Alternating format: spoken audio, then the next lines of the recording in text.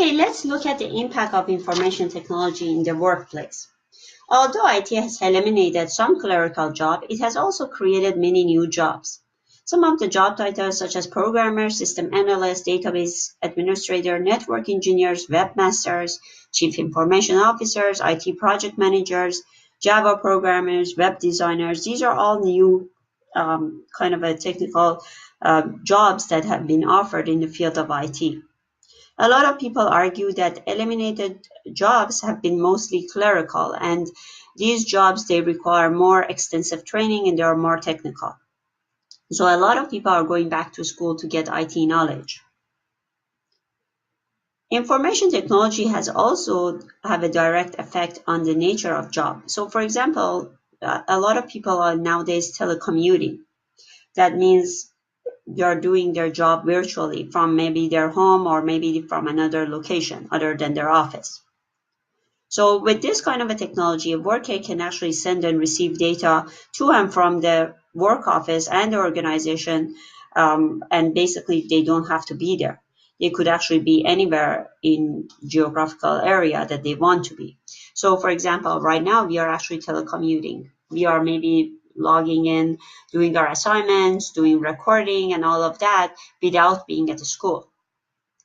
These type of telecommuting actually help the organization, and they can actually lower their cost by saving on energy, saving on location, and they can have access to a lot of skills so they can do their recruitment from everywhere.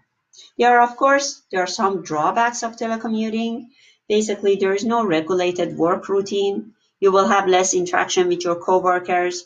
Maybe you will get a lot of interruptions when you are doing your work and you get distracted, and you might not you might not have a sense of a community.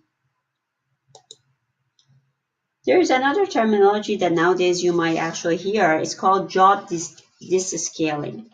This occurs when a skilled worker label is being eliminated by high technology, or when the job is being degraded from a skilled to a semi or unskilled position. Let's look at, for example, an engineer who is actually drawing some engineering designs. Nowadays, that engineer can actually do that using a computer-aided design softwares. So they need to actually learn that software before they can actually perform their design.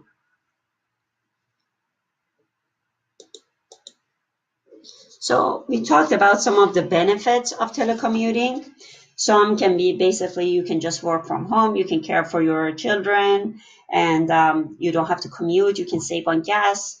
Also, you are able to increase the productivity.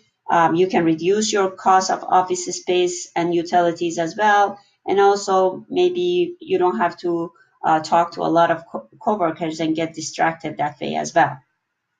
And for the organization, they can actually hire people with those special skills and regardless of where they are located. And as we mentioned, some of the drawbacks is that there's no regulated work time, less interaction with coworkers, maybe you don't have a sense of a community, lack of necessary supplemental equipment, and also maybe you will get family distractions as well. Now let's look at some health issue regarding information technology. The increasing popularity of touchscreen on smartphone, tablets, and a lot of PCs can result more stress from back injuries to hand injuries and eye injuries as well. These devices can be accessed almost anywhere, so maybe we use them a lot of time, and we can use them in constantly with a poor posture. So users should be able to exercise, take frequent break, and a lot of people nowadays you see they go to chiropractic, they do physiotherapy because their job required them to sit in front of computer for a long period of time. So you will have a lot of issues even regarding your skin. Maybe you get allergy reaction, or rashes. Also, you might have headaches, or even it can cause depression as well. So a lot of ergonomics, maybe keyboard or ergonomics furniture can be used to help with these kind of health issues. Also, maybe at work, you can ask your employer to bring special monitors and also correct the lighting if you need that. There are reports that actually there was Global Times reported that a 30-year-old man died after playing online games at the internet cafe for 27 days in a row. So basically, he just didn't even eat and sleep. He will just keep constantly playing it. Also, there was another report that the 26-year-old man died after gaming for 15 days straight. And in 2005, also, there was a report that 20-year-old man died after 50 years of playing StarCraft. Now, let's talk about how green computing can save our environment. ICT generates approximately 2% of the world's carbon dioxide emissions. Of course, information communication technology is just partial problems, and we need to do a lot of more things to help reduce carbon dioxide, but green computing can actually help organizations save on energy costs and improve the quality of environment that we work and live in. So green computing refers to the design, manufacture, use, and disposal of computers, servers, and computing devices, and network and communication equipment in a way that there is a minimum impact on the environment. It requires cooperation from both private and public sector, of course.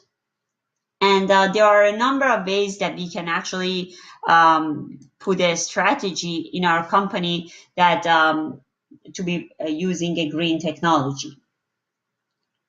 One way is to design products that last longer and are modular in design. So certain parts can be upgraded without needing to upgrade the entire system. Design search engines and other computing routines that are faster to consume the energy. And replace the several under-routerized small servers with one large servers, which is the concept of virtualization technique. IBM Big Project called Project Big Green is an example of virtualization, which actually it showed that it can save energy approximately around 42% of an average data center. So a lot of data centers are now using virtualization.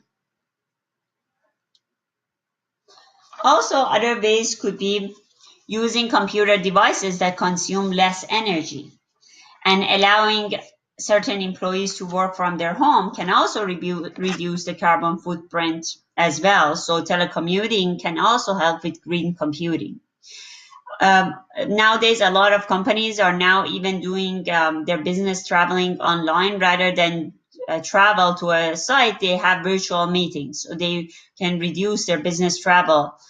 And the last thing is that basically you should turn off idle PCs and recycle the computer-related materials that you don't need. I think that's it for this chapter. In the next part, we are just going to go through the key terms and some reviews of this entire chapter. Have a good day, guys. Bye-bye. So finally, some of the key terms that we have learned: acceptable user policy, accountabilities, cookies, cyber squatting, digital divide, and finally, green computing. Also, some words such as intellectual property, log files, non-repudiation, spam, and virtual organization. So to summarize this chapter, we have learned that employers search the social media such as Facebook, MySpace, LinkedIn to find information about the applicants. Email is being distributed through the web or the company network, and people should assume that others have access to their messages. Public information is basically posted by an organization or public agency and can be censored for public policy reasons, such as, for example, religion or if it's a threat to the public. But private information is basically, it's posted by individual, and basically it cannot be censored because of the Freedom of Expression Act. Children in particular are victims of digital divide, and so we need to make sure that there are PCs available in the school, in the public libraries, and also some loaners maybe. Information technology has also created many new jobs such as system analysts, business analysts, computer programmers, and so on.